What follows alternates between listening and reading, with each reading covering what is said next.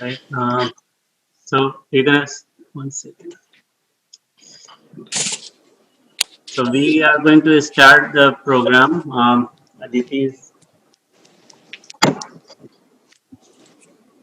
Hi, everybody. Hi. So I thought that we could start the program by reading the New Year Darshan message, and then I would like to do a brief introduction of Alok Uncle. So the Darshan message for today is to find the divine is indeed the first reason for seeking the spiritual truth and the spiritual life. It is the one thing indispensable, and all the rest is nothing without it. Sri Aurobindo. Okay. And so before we start off, Happy New Year, everybody. Yeah. I'm very humbled to introduce someone who needs no introduction at all. With such a tumultuous year that has passed, we are so grateful to begin this new year with a program led by Alok Uncle. Alokji is a doctor of psychiatry by profession and is currently practicing at the Sri Aurobindo Ashram in Pondicherry. I feel very lucky to say that he is a very dear member of our SafeNet family. Through Sri Aurobindo and Sri Mother's teachings, Alok Uncle has a way of answering your questions before you've even asked them. He has a way of knowing exactly what teaching is needed to guide you, and his presence itself is so calming that you will feel as if there are no troubles in the world. Although we cannot physically all be together today, I'm sure even through this virtual program, we will all feel, even if just for a moment, Sri Mother and Sri Aurobindo's divine presence through Alok Uncle's talk.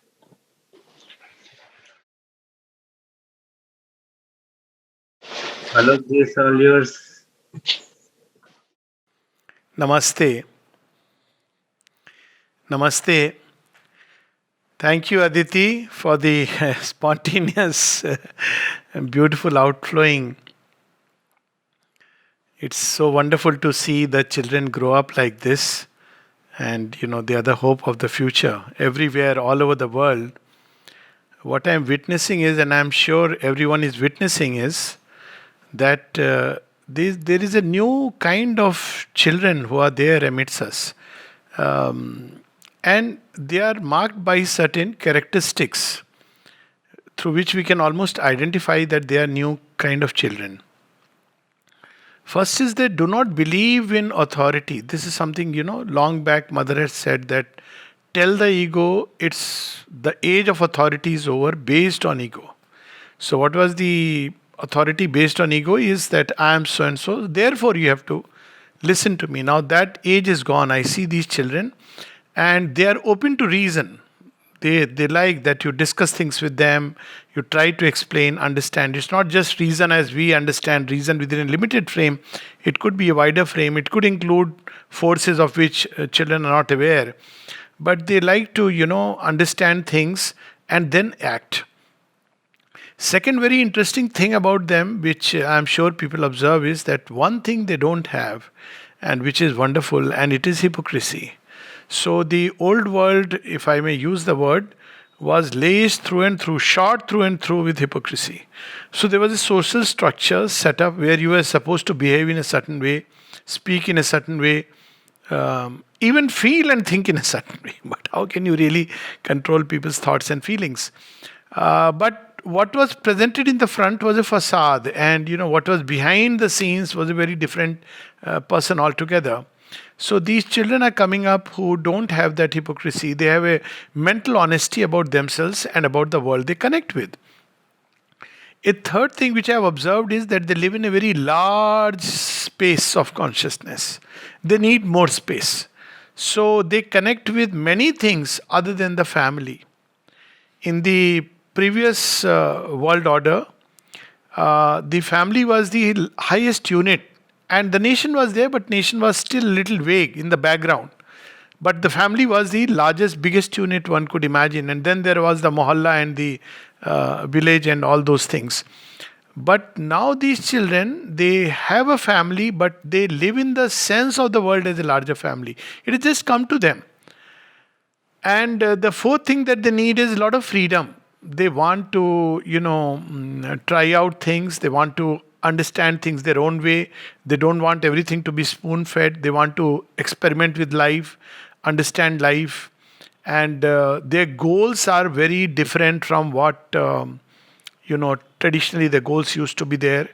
I mean, I am using the word tradition, though I have myself gone through that process where just after completing my intermediate, what was the equivalent of intermediate, I still remember that there was a discussion about what job line to go. There were only four jobs that everybody was going for. One was doctor, and second was engineer, and third was IAS. And some people said नहीं police का नौकरी भी ठीक होती है. So why, for different reasons, of course, in India you get a lot of overheads. So one could not think beyond it. And today's children are not like that. They have their work intrinsically. They study their nature, their temperament. They feel it, and then they say, this is where I want to go in. Now you see what is this difference that is taken place. Some of the things which we find as high verses in the Upanishads and the Gita, they are as if spontaneously becoming natural to today's children. So I often give this example that Kabir had to fight so much about different religions and caste, creed, etc. Today's children, if you talk in that sense, they will immediately say you are being racist. And they live in spontaneously, it is there in them. And the Gita speaks about Swabhav and Swadharma, and I know people have big workshops on what is Swabhav and Swadharma. But today's children know it in their bones. You don't need to. They don't know that. They have never probably heard this term. But you ask them, what do you want to do in life? They want to say, let me feel for it. Let me see what is my temperament. Swabhava niyata karma. So they want to go by what their intrinsic truth which wants to manifest. So sometimes they take a lot of challenges, even put themselves in very difficult situations to follow what their real calling is. They use different terms.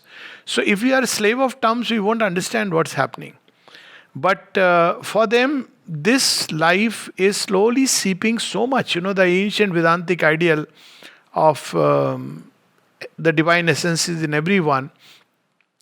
Theoretically, we thought only of human beings. Whenever people said sab mein Bhagwan hai, so sab was only limited to human beings. But today's children, they think about the pashu, pakshi, the plants, the earth. All this has come very strangely. I mean, if I look at it last 30, 40 years, they have broken free from the mold. They don't, many of them don't like to subscribe to the traditional way of life because they have seen a lot of hypocrisy there. But they are living it in a much more realistic way. So many people, because of this, also feel confused because they feel that the old values have gone. And they don't understand that, how come my child can speak like this to me in front of me. So it is like a totally new set of values which are coming in. Now this, when we look at this whole phenomena, which I'm not going into its detail, it's been observed all over the world. People who have no idea about Mother and Sri Aurobindo, they speak of these children as indigo children, rainbow children, crystal children. All these terms have come. But one thing is obvious, that something has happened in the earth's history as never before. It's not that children have not revolted. It's not like that. But there is a radical departure. There is a radical shift in the... You see, if you see the movies of the 60s and the movies which started coming in the 70s and the 80s, you suddenly see it's not only about the pace, but the themes became very complex and very subtle. Suddenly, there was, the movies of the 60s, 50s, by and large, you will see, barring a few movies here and there, they were sentimental, romantic, then, people got married, there was a good guy, there was a bad guy. That's all. And at the end, the villain was beaten black and blue and the hero won. But now these movies are becoming so subtle. I mean, even the series of, Marvel series. Am I right? So So many of these things have come up. I'm not saying that this is good or bad, but a new kind of thought, a new kind of imagination. People are actually thinking in terms of those people living in outer space and coming to the earth, and movies like Inception, movies like time travel. It is like a new kind of imagination has taken hold of the race, and this imagination has no limits. Movies like Cocoon, they speak about a new species, and there are other movies also which speak about a new species which is emerging. Now, this phenomena is not yet been studied fully, or it's been just shelved aside, but this is asserting itself. Now, the mother has a very interesting answer to this. Not answer, she is the one who spoke about it in the very beginning. She said that, there is a new world which is born, and it's still in its infancy, but it's beginning to assert itself. And she gave all the signs of this new world, which we can see now slowly picking up and growing and manifesting in the form of these children who are of a very different order. Those children are described very much in, Savitri and many places. The mother herself describes about these children. So this period when the old values are gone and the new has not yet come is a period of confusion. In ancient Indian terms, it's called as Yuga Sandhi. It's when two ages are meeting. In Savitri we see this double twilight. One is the twilight when a truth is beginning to express itself, the outbreak of the gods. And the second is when this truth has to manifest itself upon earth, the earthly real. That's where the real battle goes on. So we see this simultaneously, the truth in its first blush expressing itself in the form of what is called today as a new age music, painting, new age thought, new age poetry, and many things. It breaks free from the mold and something new has begun to manifest. And the second is when it has to express itself on earth, where it has to ground itself. Earth is the forte of all these forces of darkness and ignorance. That's where ultimately death is slain, because that's its home. So, this period is known as the moment of transition. It's a period of transition. Now, when we look at science, or even when we look at from a spiritual perspective, science speaks about evolution taking place in two steps. It's a two-step process. I mean, it's a many-step process, but two main steps.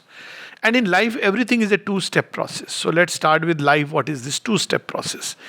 The first step is the preparation, and the second step is the action. Those who act without preparation, they may hit it, but chances are that they may end up blowing or making their nose red. So there is a period of preparation, and this preparation can be of various kinds. You see, when Hanumanji has to take a leap across the ocean, so what is the preparation with regard to him? Jambant reminds him who you are. He raises questions. He's doubting himself. And then he reminds who you are and what you have done in the past. And then there is a preparation, after which the final battle cry is that Jai Shri Ram. He remembers that, in my heart there is the Lord Rama, and with him nothing is impossible. So there is a period of preparation, sometimes a long preparation. Like we see before Rama's coming, there is Ravana. Before Krishna's coming, there is Kansa and many other kings. Before Sri Aurobindo's coming, we see imperialism, we see Nazism, we see all the demons, communism of a very aggressive, violent kind. All these things have settled their foot. And then amidst them, Sri Aurobindo comes. Now, what is this period of preparation? This is a period when humanity, there is nothing happening outside, but something is happening inside, like the chick inside the egg. So if during that time you asked a human being what's happening, so he would say, well, he has to subscribe to a way of life, and he would just accept that. But inside there is an anguish which is going on. The story of before the birth of Sita. So Ravana has been slaying these priests, and he is keeping their blood in a pot. Then his mother tells him that don't do this, because it's not blood, it is anguish. So you must, wherever this pot will be there will be tremendous destruction. So he goes and puts it in King Janak's field, Mithila, because he has been umbiled at one point of time during one of those Jnana Sabhas. So he says, okay, let famine come here. And famine does come, but ultimately, as the story goes, King Janak is plowing the field and suddenly Sita comes out of that Kalash. Now, it's a very beautiful symbolic story where ultimately Ravana, of his own folly, of his own choice, brings back Sita, who is the ultimate. She has emerged out of the anguish of these rishis and munis and takes her there where she, spells disaster and destruction. So there is a period when there are various kinds of preparation that take place. And this can be, this applies at many levels. For instance, when we speak about evolutionary biology, then they speak about the saltatory leap. So there is a long period when a species is doing all kinds of things. There are micro changes which we don't observe. And then suddenly one day these micro changes coalesce together and a new species come. Now this is something which is a mind-boggling phenomena. Of course, people speak about intermediary species. Most of them you don't find. There must have been links which have gone, but you don't find. So something similar we see which is happening now, even at the most physical level. People often ask that, okay, all that is fine inside, we don't know, but what about outside? If you really look outside also, the average height of the girl, I don't know whether people have observed or not, it has increased all over the world. Average height of human beings have increased. Average height of girls has increased. Because of that, the aircrafts have to be designed new because, of the cockpit space was not meant to accommodate this height and the height, etc. So the whole thing had to be changed because they observed that the average lifespan has increased. Of course, this we can attribute to, to an extent to medicine. But it is not just that. Now, not going into its detail, if you really study this phenomena, it is not just the medicine. It has been steadily increasing over a period of time. And it seems that today we have entered an age when man can dream that we can prolong life to 150 years, 200 years, maybe at some point, which is one of the things which is required. Then there is a lot of interest in physical culture which has come up, which is part of the change. There is a blurring of distinction, strangely, between the typical feminine body and the typical masculine body. Even psychological, strong distinctions, they are beginning to move away. So, many such changes are taking place. Some very micro changes, even at the most genetic level, who knows at the molecular level. And these are changes which are like, for instance, when we read neurology medicine, we were told that neurons are one which stop growing after a period of time. So everything is fixed inside the brain. But now people are observing that no, they can actually grow. There is a phenomena called neuroplasticity. So neurons in one area can take over the work of another area. They are not as specialized as we believed them to be. Now some people believe that it was always there, but we discovered it now. But my own take is that probably it was not there and it is developed now. There is no way we can prove this either ways. So there are changes taking place at many levels, which may be very small changes. But these changes are going to precipitate the future. They will all come together and a new future will emerge. In evolutionary biology, it's a well-known phenomena. Now, the same thing applies at social, cultural, psychological, and other higher levels, which we find so beautifully in Sri Aurobindo's that essay, The Hour of God, where he says there are periods when the spirit moves among men and the breath of the Lord is abroad upon the waters of the being. There are others when it retires and men are left to act in the strength or weakness of their egoism. Now, there was a time when it was the strength or weakness of your egoism. If you were stronger, you won. Now, the mother said, we are living precisely in an age when we are no more left to our own resources. There is a great help available which has come precisely to make this transition from the human to something else which we cannot even envisage. We see all these, even at an individual level, every crisis, what happens in a crisis? What do we call as a crisis? Very interesting. Crisis is not only about what we call as bad events. Crisis is also about what we call as a good event. Let me take an example. When somebody is posted on promotion to another place. So normally one would say it's a good event, yes, but it's a crisis. Why it's a crisis? Because you have to adjust to a new environment, new changes. So with one good, other things have come. So basically crisis is when we are in a safe comfort zone and that comfort zone is shattered. Now during that moment of crisis, we are given a chance to reinvent ourselves. So this we see now happening. The earth in the previous century, first 50 years, went through literally a convulsion. If you really look at from the mega scale, it went through a convulsion. There was so much churning, there was such bloodshed and everything. But through this convulsion, during this convulsion, many things got broken. What Sri Aurobindo describes in Savitri as a giant dance of Shiva toward the past. Many of the established values, deep entrenched things, they were broken. So what happened after that break? Now people can't go back immediately to that. These things are transmitted culturally and otherwise through a stable society. But the society itself was broken because of invasions, because of flux, because of various reasons, because of other areas where problems and issues were coming up. So the social order was broken. The structure was broken, and then now people were literally roaming without really anything to hold on to. What the Gita speaks of this moment as a moment of dharmasya glani. So dharmasya glani is when the dharma, the in the unfolding of the divine Sanatan, there are periods when a law which helps in evolution at a given point of time becomes anachronistic. It has to be broken and set aside. One example of this is, and in it is also known as Yug Dharma. One example of this is that Shri Krishna, when he says in the Gita that I am the one who has established the fourfold order. Now, if Shri Krishna was to write the Gita afresh or say the Gita afresh, we think he will say exactly the same thing. But he may say that I am the one who has broken the fourfold order, because it's no more necessary.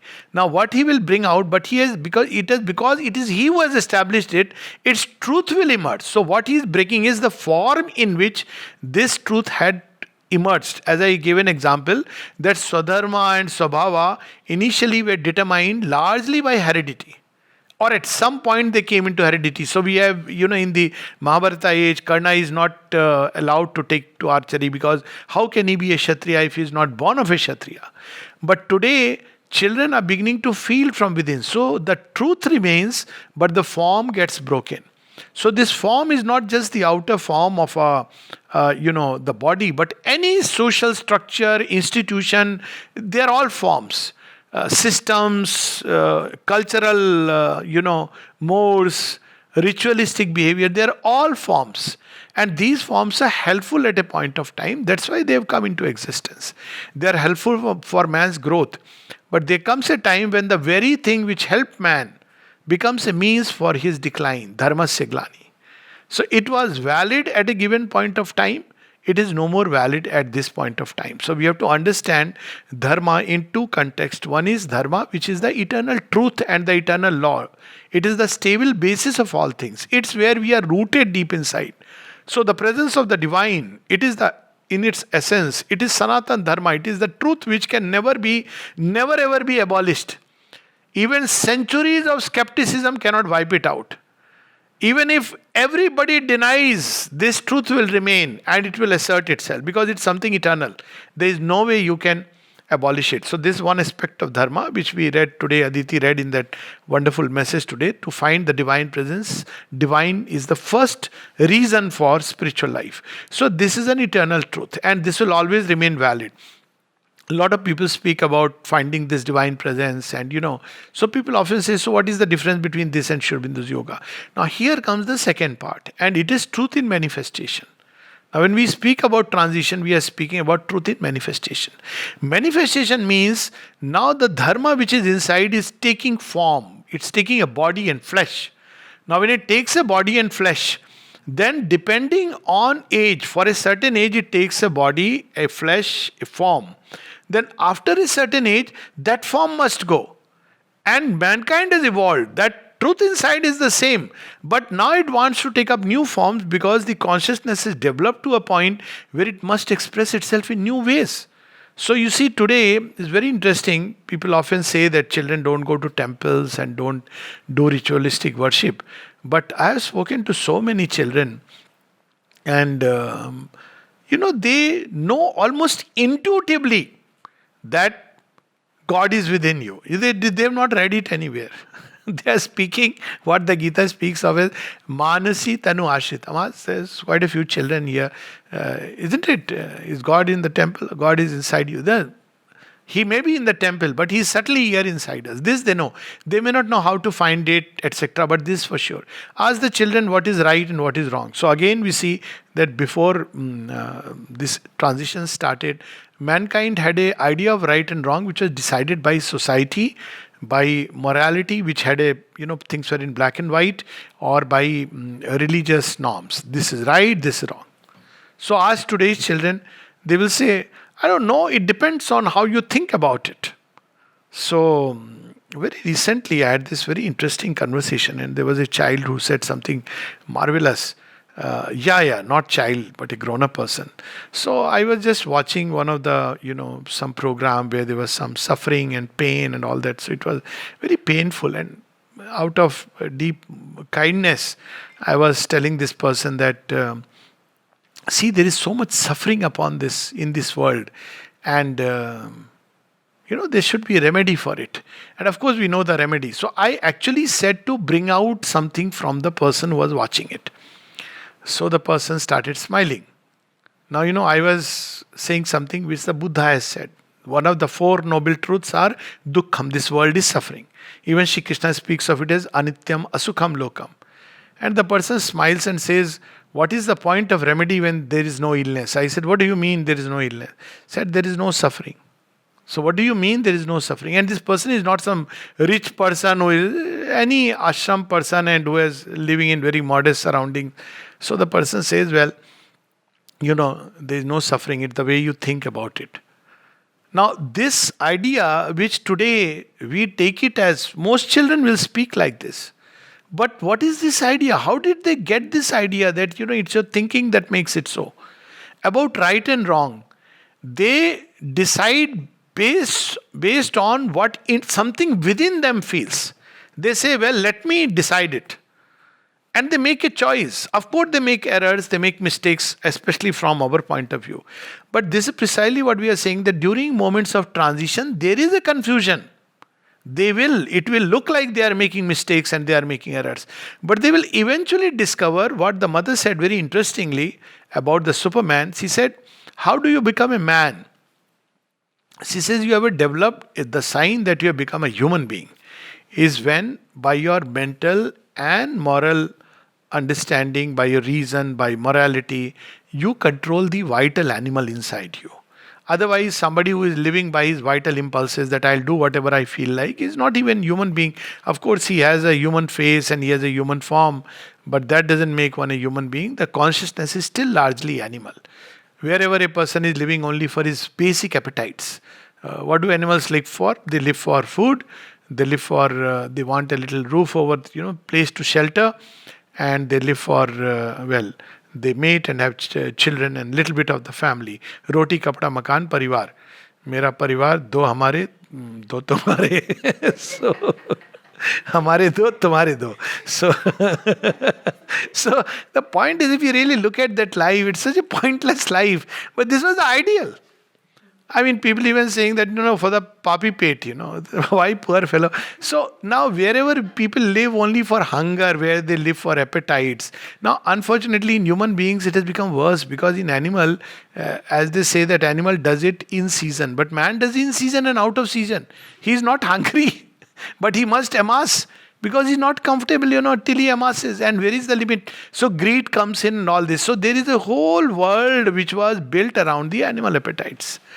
We may give it very nice names. We can give it a branded shop, a fancy name, and we, say that, look, I'm wearing, anyways, I'm bad at it. One you send shirts or designer. But basically, if you look at it, it's a whole world created by hunger. And Savitri speaks of that death destroys the world his hunger had made. So that world is collapsing. And this world had its own set of values. Things were within certain frameworks, certain limits. Now that is all gone. So true humanity, sign that somebody is human, is when the vital impulses, vital animal-like things are mastered by something which is moral and mental within us. Say one is doing a business. So when one applies true ethics, not just that, I have to amass wealth by, getting it made in China, and I put a stamp and sell it for a much higher price. Now that's cheating. But if you really want to practice ethics, now this has come. For instance, fair trade and these things are beginning to come up. They are still loaded with many malpractices, but at least there is some tendency towards that. Then, how does the Superman come into existence? Superman comes into existence when he controls not only the vital, but also his mental ideas and opinions by something still greater. And that is the light of intuition. So, take an example that there is a rational person, he masters his vital impulses, knows when to act, where to act, how much to act, he knows that. Desh Kal Patra. But when it comes to divine and those things, higher things, the person says, I doubt, I don't know, how can it be? And he starts his analytical process. But the higher race is governed by intuition and intuitively knows that there is something known as the divine. These children, amazing. I mean, there are two kinds. One who have proceeded along lines of intellect and analysis. And they will ask 100 times, 1,000 times. There are other, they say ki God is within. If you ask them, please explain what it means, they won't be able to explain most of the time. But something within them knows this almost as a certitude. Now, this intuitive sense which is awakening also teaches them what is right and wrong. This is something very new. We may not be noticing it, but Mother says that the Superman will find his social law based on an inner intuition. So right now the social law is that you have to respect the elders. But today's children don't go by that. They say ki I'll respect if the person is worthy of respect. And you can't command respect from them just because you are wearing a girwa. Well, I am not wearing for anything like that. It just happens that today, But they will not respect because of that. It's a sign. They will feel something inside. And based on that, they give a respect. Respect has to be earned like everything else. So this transition that we are witnessing, which sometimes is very frightening because the entire old world values have collapsed. And therefore, a new thing is beginning to emerge. Now, this new thing is beginning to assert itself in many areas and many fields. So it can be very disconcerting. The first bird had lost the swiftness of the snake, but had not developed the wings to fly. If you look at that creature, it's called Archaeopteryx, and pteryx, that wings, and it's archaic, Archaeopteryx. So it's a reptile who is crawling. There is something like awkward wings, and it is trying to fly. It cannot fly. It cannot run like a snake. Snake can be very swift on the ground. So we see many children today, a kind of layer of humanity which is like the awkward. We may use the word Homo sapiens intellectualis or Homo sapiens psychicus. Now, what are Homo sapiens intellectualis? Their intellect is no more confined to just the standard format. Standard format of intellect is where one is a doctor, an engineer, and he has been taught a subject and he looks within that frame.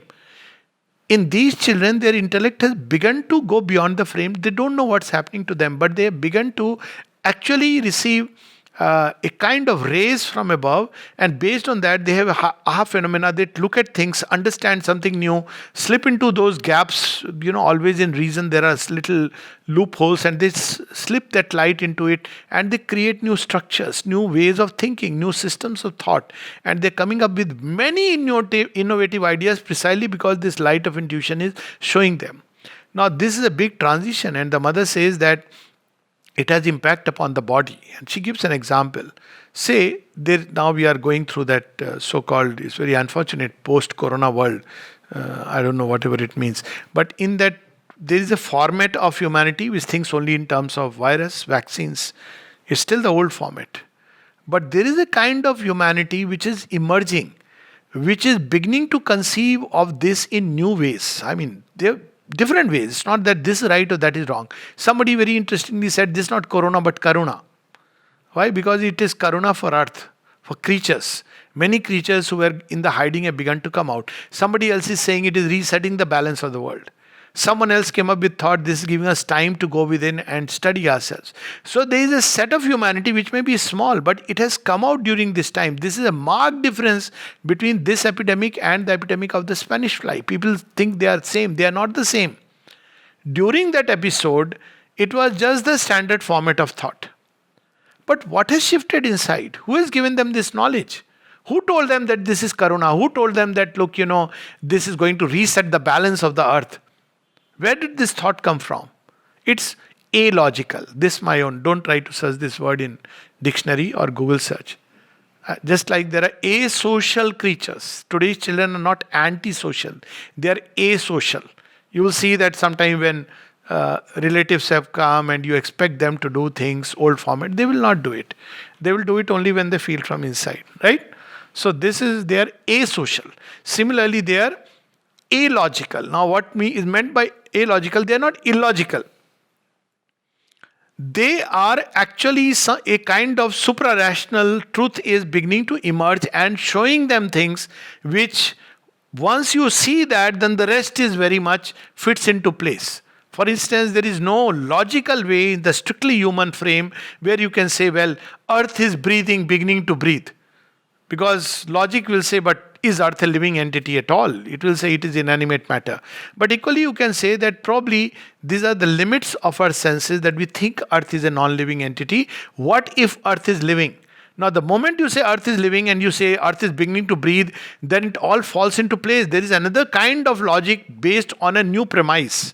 So this new premise about life where things are conscious, there is something beginning to emerge. That everything is conscious. You can't treat, our earth just like that throw away anything there. Everything is conscious. The way they are handling, even their cars, it may look materialism. It's not just materialism. It used to be a very interesting sight for me because, typical brought up in a tradition where, the material things are not really good things. Spiritual things are the real things. So when I would see people taking a lot of care to wash their car on Sunday and things like that, it used to look very odd. But I understand it's something new which has come. It's not just about money. They relate with it. They begin to connect with it. Even there are movies which have come where the car is shown as a living being. Now this is an imagination, but look at the direction in which imagination is running. That everything carries a consciousness within and that consciousness is beginning to emerge. So this is what we are witnessing now. The Superman, which is the Superman consciousness as the mother called it, it is vast. That vastness we see in these children. It is generous, benevolent. This is the word she said. So this whole idea of crime and punishment. See, there is a shift which is taking place in this whole idea of crime and punishment. We see these shifts are very interesting. So, like the law of Moses, an eye for an eye and a tooth for a tooth. So Christ came and gave a new law. The law was the law of compassion. That no, an eye for an eye, a tooth for a tooth is not the final law. It was necessary at one stage. But a greater law is the law of divine love which forgives and understands. So today's children, when you ask them and you tell them, the previous generation, it used to be, oh, he has done this, he should be punished. Punishment was a very, very strong instinct in human nature 30, 40 years back. But today's children give a thought and they sometimes come up with very new ideas. And even the movies, one of the first movie I remember, very unusual. Now it has become a more common idea where the person who was his truck had overrun someone and then the judge gives him a very interesting punishment. And the punishment is that you have to look after the family. Was it Mera Gaon, Mera Desh? I may have forgotten. Yeah. So there are such ideas and these children, capital punishment, for example, if you take a survey now to all the children in the world, most of them will be against it. It's very strange.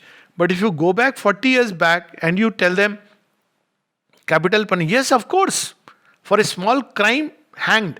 And that's why you see that the sign that a society is really developing is when it starts moving from a brutal, crude way of looking at life to a more subtler, soft power, this concept has come. So if you go, there are societies even now, very retrograde societies. I don't want to name them. But if you have committed a theft, chop off the hands. If you have committed adultery, you kill. Now, I think I've almost named, but this is medieval times. I mean, it's a sign of a retrograde thing. Today, if you do that, now people will say, take for example, adultery. Now people will say, yes, it happens, people shift and, something inside shifts and they should, live together and, come out of this marriage. And they start looking at it like that. Primitive society, this was crime for a woman, not for a man, by the way. So that was another very strange thing. Similarly, for theft, now children will say, but, he may be a poor person and he may have really needed it. So the whole criminology, the sociology of the new generation is shifting from punishment oriented to reform oriented. And this is a very massive shift, that maybe this person can change, maybe he doesn't know about things, maybe he needs to understand life. So this shift that we are observing, it's very, very minute. It's taking place in a very subtle way, many subtle ways. For example, as I said, from crude power to soft power. This is something very much, it's come in the now corporate and everywhere people are talking about soft power.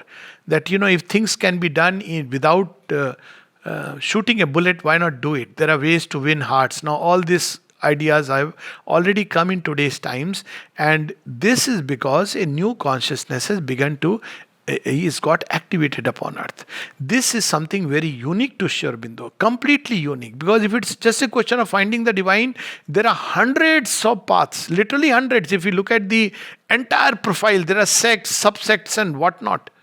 So there are many, pick and choose any of one. So what is unique about Sri Aurobindo? Unique about Sri Aurobindo is that finding the divine within is one aspect.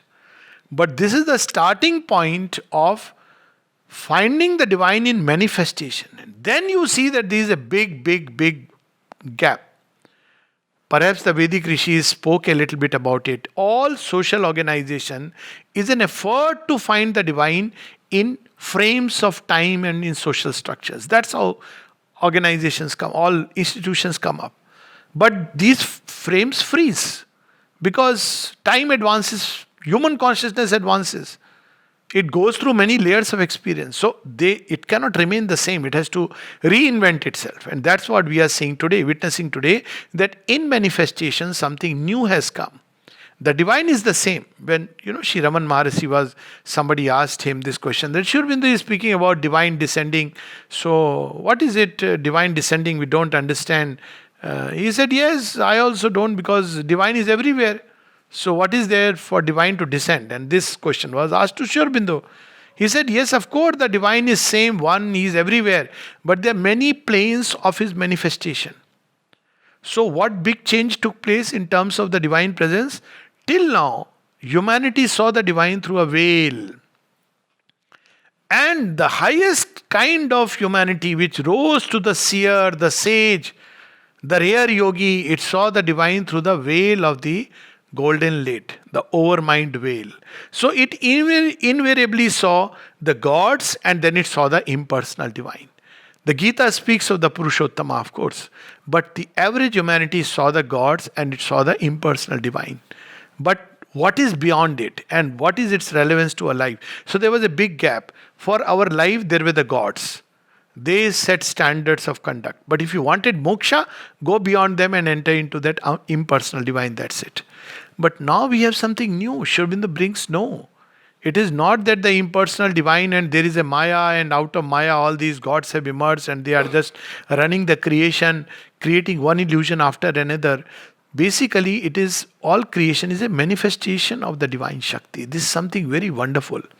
So now creation from ignorance is moving towards creation in knowledge. But in between, there will be a transition when forms of ignorance, which we took as knowledge, are being broken aside.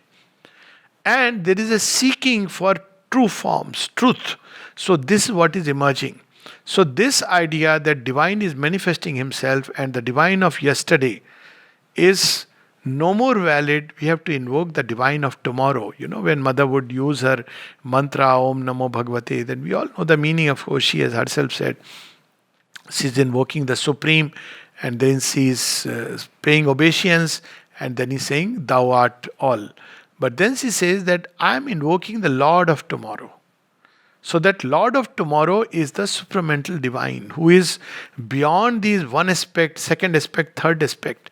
And this is something very interesting which is taking place in children, where they are spontaneously beginning to have a idea of the divine which cuts through sects, cults, forms, and initiatory rituals spontaneously.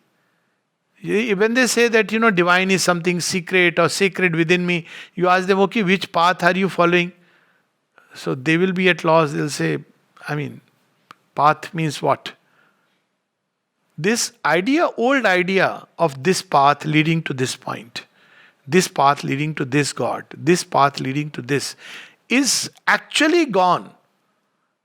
It is like people are entering into a zone spontaneously from where they are as if initiated, they are aspiring for something greater, and they are entering into wide domains of knowledge, wide domains of light, and that's how they are proceeding. So those strict definitions, this is karma yoga, this bhakti yoga, this gyan yoga, while it's okay for the mind's understanding, is automatically changing into an integral movement of the divine in everything they want to realize. I know a number of people who spontaneously feel that if God is there, He should be realizable in every activity of my life. So these are some of the shifts which are taking place, an entirely new, unprecedented thing. And the difference between the gods of the overmind and the new creation will be one of the big differences. See, the overmind creation was still very much dependent on the gods, one aspect or the other. And where were these gods found? These gods were found in the temples. You went to a temple, you prayed, and then, either Hanumanji or Ramji or Vishnu Bhagwan or Krishna, he blessed you. And in between you and God, there was also the Panda, we should not forget. Okay, so he is the one first, you must please him with a substantial offering, and then he will decide whether God is kind to you or not. Now this is gone. The gods of the temple, suddenly now children want to experience that thing inside. So the age of the gods is over. Instead of gods being found in the temples, he has to be found within us. And this is a huge shift. And the mother says that with the present incarnation of the Mahashakti, complete incarnation, man can directly come in contact with the Supreme. But there is something else also with which we can, take questions, is that this inner shift or the inward shift from directly coming in contact with the Supreme, we also find it to an extent hinted in the Upanishads. But now this Supreme has to be brought in contact with matter. So the matter is beginning to change. She has spoken about that this, as one ascends, I was speaking about this intellectual frame. The moment you enter into the higher domain beyond this fixed intellectual frame, now this, she has used the word, a different kind of a higher intellectuality, which allows for the light to creep in. She says this kind of humanity will come in. And this humanity will be able to receive a greater light and directly pass it on to the body. Which means the bodies will act very differently in the same conditions than those bodies which are completely conditioned within the mental framework. So what was the old world mental framework? This is a virus, this is a vaccine, nothing. Do gaj duri, mask hai jaruri. Okay, so anyways, human beings wear mask and live. So the mask, the age of, I want to say ironically, the age of masks are over. Okay, not please don't, otherwise nowadays it's dangerous to give these advices that, mask jaruri hai as long as the government tells you. But there is a new possibility that beyond this framework, there are people who, because during this period so many people I know who came in contact, and I actually very, not directly you can't do it, but indirectly, I was interested in knowing what happened to the devotees. This was a very, and because I'm in touch with so many. So what really happens to them? Because mother's teaching is something way beyond. So how did they manage? And it's very interesting that not only devotees, there are people who are world over who, even if they had corona, it was nothing. And you can open, it's a new thought, a new paradigm if you want to call it. through which, even when they go through an illness, the impact is much less. Of course, we may explain it in various ways. At the end, we have to fall upon immunity. But is there something which is beyond the reach of this immediate intellectual mind, which activates, which brings in, let's use the word, the light from a greater domain and activates our immunity? Many such changes are taking place in the field of medicine, and I don't want to go into it because it's a huge subject. And the other kind of humanity which is emerging, as I said, it's Homo sapiens psychicus. So this humanity is entering into deeper domains of their own heart. I hinted at that. And from the heart they are operating. And they are coming up with very different feel of the love, the sweetness, the joy of life that they bring in. So already we see that this humanity is beginning to emerge like an outflowering, and this is going to eventually lead ultimately to a new creation. And so much so that she says that this is the first step, that you break free from this entire mental cocoon in which we are shut and admit that there are higher possibilities, and this light filters through, acts upon the body and brings in its own results. And then eventually through these impacts, because we begin to believe in a new consciousness, it starts with a belief or a faith, and we begin to invoke it. So what happens when people have an illness? They invoke the divine. It's not about whether the divine will act or not. Scientists can study God in the CCU and all that. But because humanity has this faith that there can be an intervention, now we are living in an age where actually the intervention can be much more frequent, because there is this new consciousness which is active to support it. 100 years, 200 years back, it may not have been that frequent. Precisely because it was a period of preparation, anguish, anguish, anguish. So now we are ready for the leap, and because of these interventions, the body is being impacted by these forces beyond what we can imagine. And from within the body itself, as the mother said, these new substances got incorporated. And therefore, from the body within, there are new kinds of aspirations which are emerging. So I know of people who have a very strange aspiration. They are doctors, and they would say, I want, or rather, I don't want any suffering or disease to happen to anybody. Now, for a doctor, somebody would say it's an impossibility. So where is it coming from? It's not wishful thinking. It is the body sensing a possibility. And this possibility, because it believes in it, it may get activated one day. So to sum it up, basically, we are witnessing this shift, and at many levels it is happening. The age of religions is over. Religion was lost in outer rituals. Now the true spiritual impulsion is to find the divine presence within.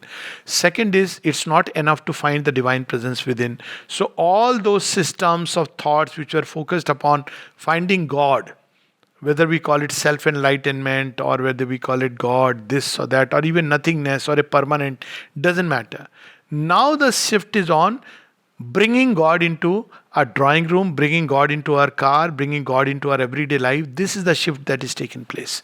And this is something marvelous. So otherwise we have paradigm where people speak about finding God, but in life they say this is science, follow the ways of science. But now they want to bring God into everyday life. So the manifestation itself is changing.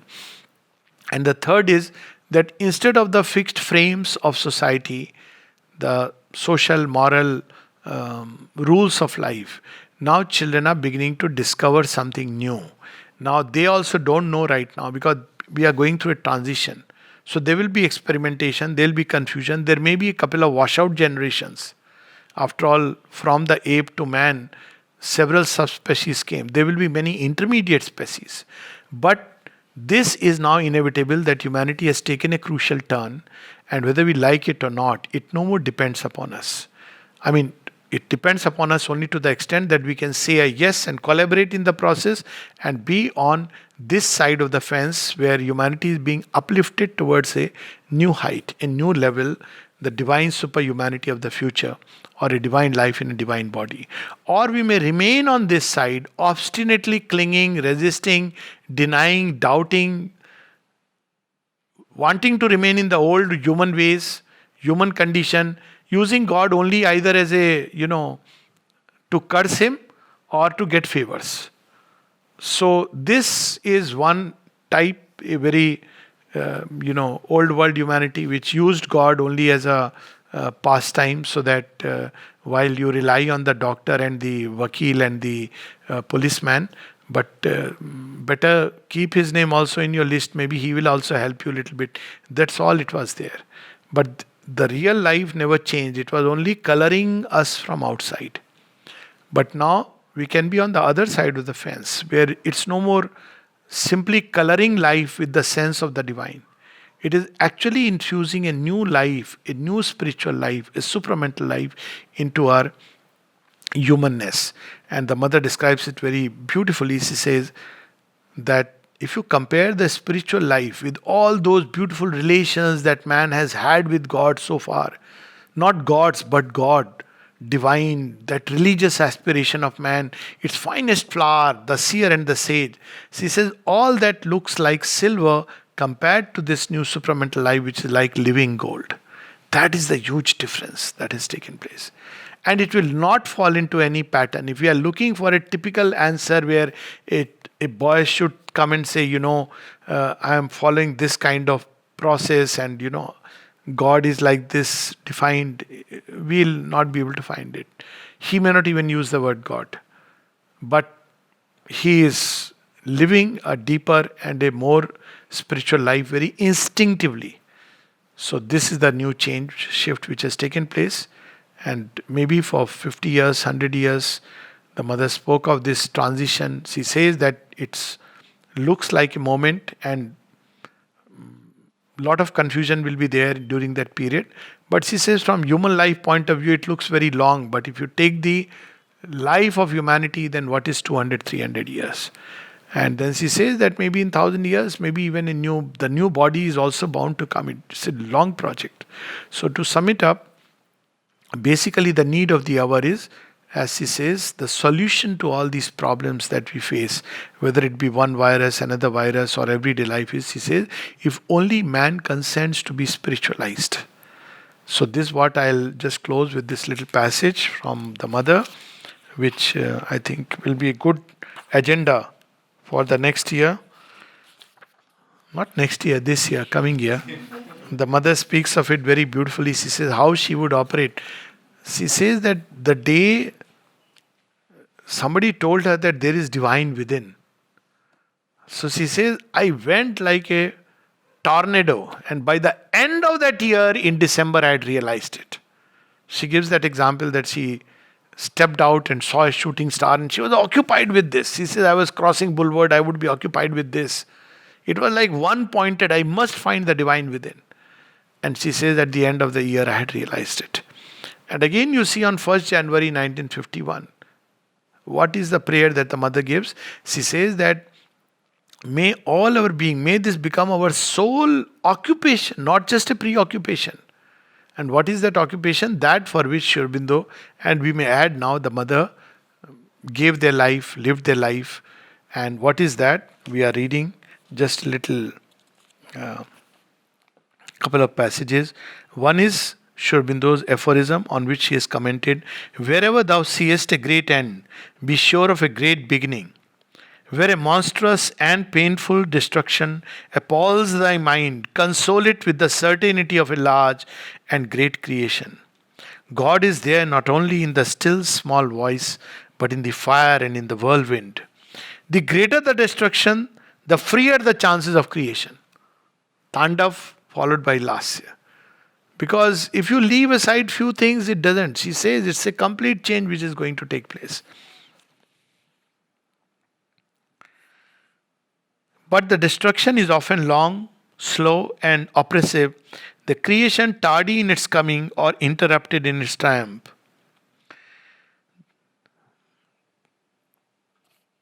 And then finally at one place he says, wherefore God hammers so fiercely at his world. So we don't like, people saying, oh, 2020 was so bad. How about good 2021? Yes, but we have to understand the law that operates behind. If you don't understand the way things are, if you treat life as being unconscious and God is only there to make our life pleasant, then we'll miss the point.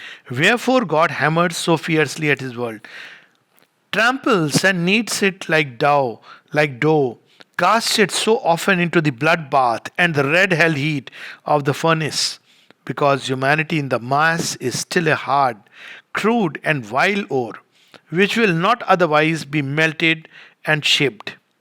As is his material, so is his method. Let it help to transmute itself into nobler and purer metal. His ways with it will be gentler and sweeter, much loftier and fairer its uses. It's a big difference. So when we turn to the divine, it's not that we can do anything and get away, but his ways will be gentler because our consciousness is becoming more and more subtle. But if it is crude, then the circumstances also act like that. And then finally she says, but something has happened in the world's history which allows us to hope that a selected few in humanity, a small number of beings, perhaps are ready to be transformed into pure gold, and that they will be able to manifest strength without violence. How beautiful this is. In fact, at one place he says, the sign of strength is that you are not violent. Now, strength, because you can even engage in destruction, if so be the need, but you are not violent. Heroism without destruction and courage without catastrophe. She speaks of this heroism as, the ability to conquer the ego. It is the most difficult task. And there are people who don't realize it. They may live for 50 years in a monastery to be on the safer side or in any place. And they may say that we are finding God, but they never really work upon their ego. So nothing really changes, because you have to, every moment we'll have countless opportunities when the ego will raise its head. It's like a hydra, So many forms it will take, attractive forms. Whereas there's only one true way. That is, you will know that whether it's the ego which is raising head or it is something much more deeper, truer, more beautiful. So she says, but in the very next paragraph, Sri Aurobindo gives the answer. If man could once consent to be spiritualized, something in him asks for it, aspires, and all the rest refuses, wants to continue to be what it is, the mixed ore which needs to be cast into the furnace. If you want to remain on this side of the fence, we'll be cast into the furnace. There is no respite. We can't say, no, God make alive. We again want to celebrate New Year the way we used to do, with the same halla gulla, with the same drink party. Fine. So he says, okay, you want to continue, let's see how long you'll continue. God has infinite patience, and nature has all infinity. But man has a limited span of time. This is the problem. God will say, okay, you want to continue one more yuga like that? Fine. Nature also has infinite patience. He says, oh, it's my toy, Look how they are dancing, jumping. Oh, what a toy. So, you have toys where you put there used to be a song, Jitni chabi bhari Ram ne utna chale khilona. Nature, it's like that. Itna chabi hai, jitna, he drank and he danced. After that, the chabi is over. So he slept a sleep of unconsciousness. This is one kind of life. I won't use the word animal life because animals are better. This pervert life. How people celebrate 31st December night.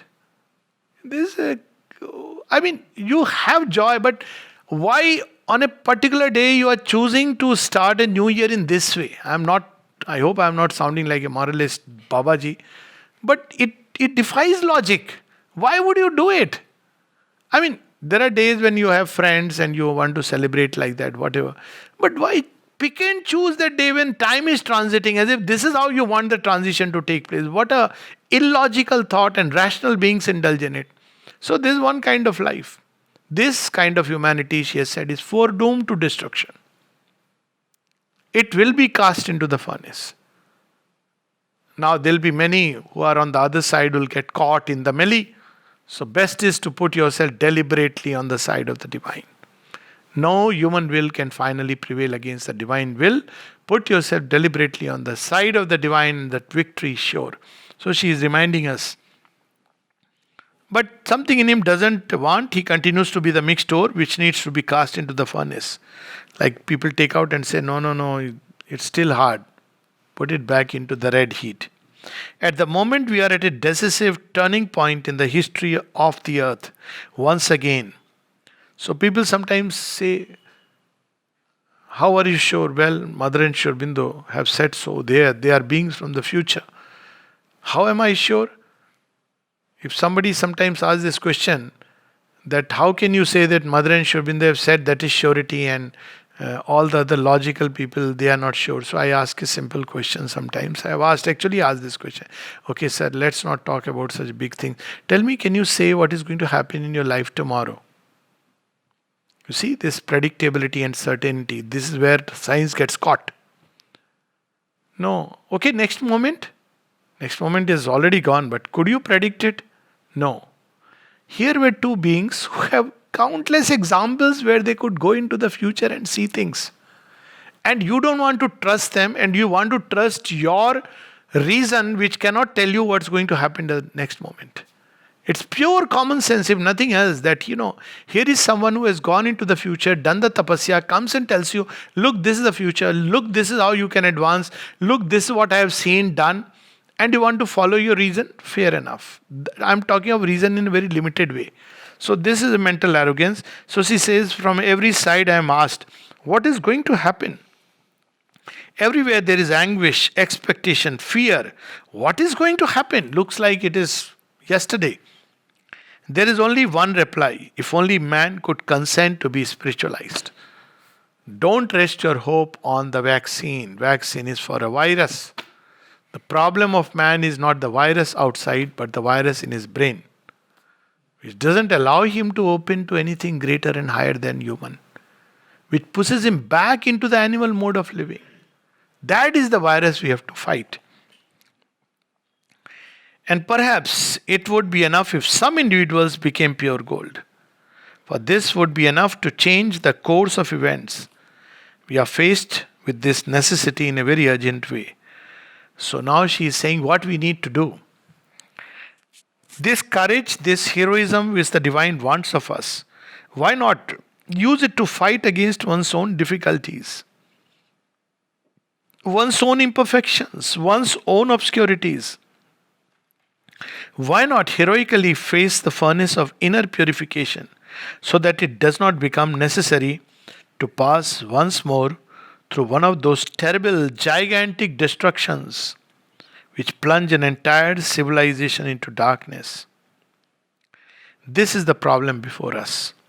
It is for each one to solve it in his own way. Very powerful passage this is. This evening I am answering the questions I have been asked, and my reply is that of Sri Aurobindo. If man could once consent to be spiritualized, and I add, time presses from the human point of view. This is March 1957. Namaste. Thank you, Alokji. It was a wonderful way to start the new year and somewhat get into the understanding of the topic. Not only to understand, but actually in our daily life to practice it probably a little bit. Anyone wants to ask any question, one or two, we probably can take it. And sure. My question is, why does everything have to be in a different level of consciousness, whether it is human beings or animals or the whole creation? Okay. So the question is about why does things have to happen at different levels of consciousness? Because it's a very good question, by the way, because we look at the surface of things and we wonder why events happen. But the key is with consciousness from a spiritual point of view, consciousness is the fundamental reality. So it's a question of which way we look at it. Now, nobody will deny that in this world, phenomena and consciousness exist both together. form and consciousness, whichever we want to put it in. This is something we all agree. I mean, as human beings, we have a form and we have a consciousness. But when we look at it from the surface and when we have a bottom-up view, then we say that consciousness is an epiphenomena which in the process of evolution, this byproduct is released. Now, this is very difficult to say when consciousness really started getting released as an epiphenomena. Even in matter, if you really go deep inside, there are choices that an electron makes. Even little amoeba, I was very surprised when, in the beginnings when I read in biology, that amoeba is naturally drawn towards this and not toward that, if you do that electrode experiment. And I used to wonder, how is it? What informs the amoeba? Our body cells, they respond. So, from the spiritual perspective, which is an inside-out view and a top-down view, consciousness is primary and fundamental. So anything we want to understand, we have to go back to understanding the state of consciousness, and the state of consciousness derives from the level of consciousness. So in a day, we can see that we move up and down the ladder of consciousness. In the morning, we are in a state of wonderful aspiration, prayer and everything, good resolve. 1st January, from today, all plus tick marks and all minus. I will not eat samosas, I will not do this and not put on.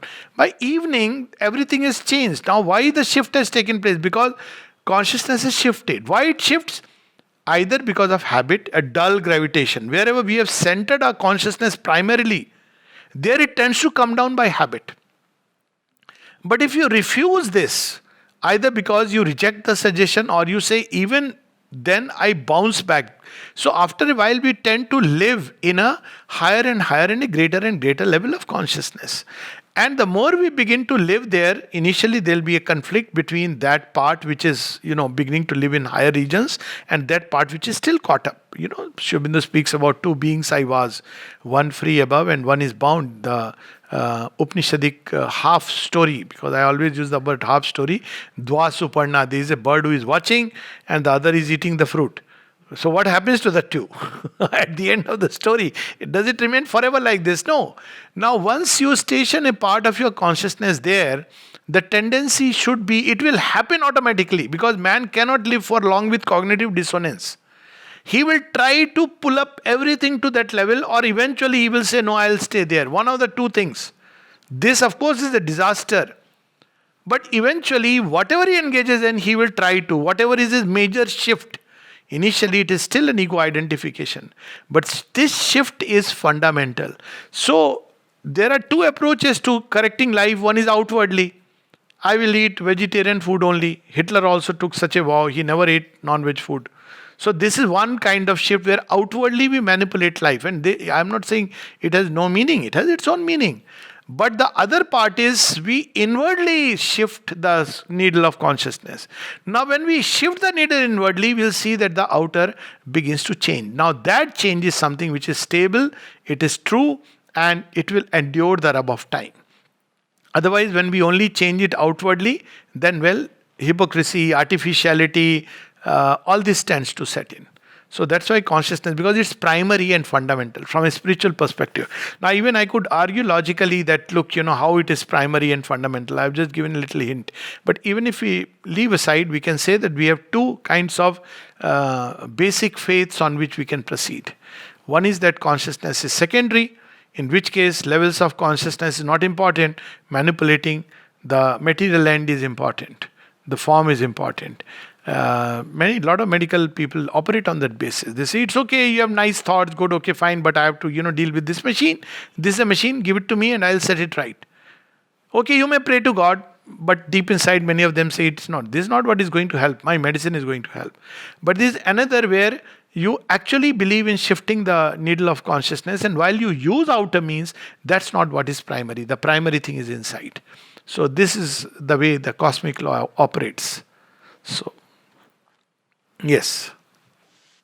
Can I ask the question relative to advice to your grandchildren, say the ones in their 19s, 20s, 21, 22? How do they, where they have not been experiencing the study of Sri Aurobindo and the mother as much as we've tried to tell them stuff like this over the years. But we're going to be seeing them on New Year's Day, and I want to give them some advice in the direction that you're talking about, which I think is beautiful, for how they can seek a higher consciousness. Yes. How do they seek within themselves to look forward in this direction? Yes. So that's a very wonderful question. One is about the 1920s when we speak about it. Oh, you spoke about people who are in 20s. Yes, that's right. So they do not like any, religious forms or trying to tell them, mother said so and so said so. That's really puts them off. But when we look at these youngsters, and I see a lot of them regularly, I ask them that, one of the ways I work it out is I ask them, if you were allowed to create a world, what kind of world you would create? And some of them come up with very fascinating ideas. It's their own conception. Now, where does the new world really form? It forms within. Now, if we really look at, right, the Vedas speak about it. It is the pressure of the will and the faith. When Mother was asked how the new world will be formed, she said, don't you know it is given in the Vedas? She speaks of this tapas and then she explains it, the will and the faith. And Shobita makes it very simple. Whatever a man has faith in and applies his will steadily, that he will arrive at. And he says something very beautiful, that if you believe in self-healing, one day you will end up finding a way to self-healing. So basically, one of the ways that these children have to be approached, or adolescents, that what is, let's for a moment forget the systems of knowledge in which we are trapped. Let's just feel our own hearts and see how we would want to work out things. And then, because, this another aspect which I tell, this, the mind lies ad infinitum. And most of the time it doesn't even know it is lying. It believes in its lies so much that it takes it for truth. But you ask the heart of a human being, it never lies. Something very interesting. That's why people want to cover it up. You see, typical, I give this example in, people have relationship issue. Who is mind's way? Oh, he's so and so, he's so and so, and everything is so and so. Ask the heart, stunned silence. Why? Because the heart knows the truth. Heart knows what is what and where is where. It just doesn't lie because, it doesn't have that mental trappings in which we get caught. So, let the children, let their hearts be consulted. Our, when we communicate with children, we become too much mind-centric, and therefore we enter a maze and they enter in another maze and they start raising questions and we start answering. It's a never-ending series. But consult their own heart and they will reveal the truth. They will come up with this idea that I wish, that there was, what was that song? Let there be no education. We want no education. Paul McCartney, I've forgotten the name. But that is interesting. The other day, Clapton's song. Now, there are things which the heart knows, and that's why these things have a different appeal to the human consciousness. Why do people follow like a Pied Piper? Because suddenly these, you see, what did the Beatles do, for example? It brought out that which was held back in the heart. So when he said, imagine it, now a typical cold intellectual thought will say, why imagine this cannot be? It finishes the baby before it is born. So I often ask these children to imagine, I ask them to, bring out their own heart. And in the process, they actually are helped. Because suddenly somebody has asked their heart, tell me what's your idea of truth, and not impose them as something coming from above as a mental structure. So this is my suggestion in brief, how to consult these children. Ask them, they come up with wonderful thing. The other day, one child, 9-10-year-old children, coming up with this idea, there is something greater. And what is that ultimate things? So the child says it is love. How did the child know it is love? But adult, love, don't talk about it. Finish your classes. Love is there in creation. Love is, they know everything except love. You have to take up a career. They don't know how to love. They don't know how to stand and stare. The sense of wonder, it should be completely given in non-formal ways. where we bring in a sect, this is the biggest bane, not with an evangelistic fervor to convert people to a belief. No, that's not the way. Yes, there will be some people who believe in Madan and Sri Aurobindo because they are now ready for the yoga and they are drawn in. That's different. That's a different ground on which one speaks. But a general audience, consult their heart because that's where the truth resides. The Bible says so. Christ says truth is in the heart. The kingdom of heaven is in the heart. Krishna says so, that I am there in the heart of all creatures. Sri Aurobindo and the mother say so. It is the heart that has wings, but we have forgotten the heart. So let's, once again bring out the heart in creation, the deeper heart. Thank you, everyone. I think it's getting a little late back to India. And I thank everyone who has taken time to join us today. And I wish everyone a happy, healthy, and prosperous New Year. Bon année. Let's all take leaps of faith and aspiration in this year. A big thank you to Alokji and everybody who's supporting you over there, Sushil and who else is there. Please convey our love and regards to all of them. Thank you, thank you, thank you. Thank you, Alokji. Thank you. Thank you. Thank you. Thank you, Alokji. Very wonderful. Vivek. Ji. Thank you. Thank you. Thank you.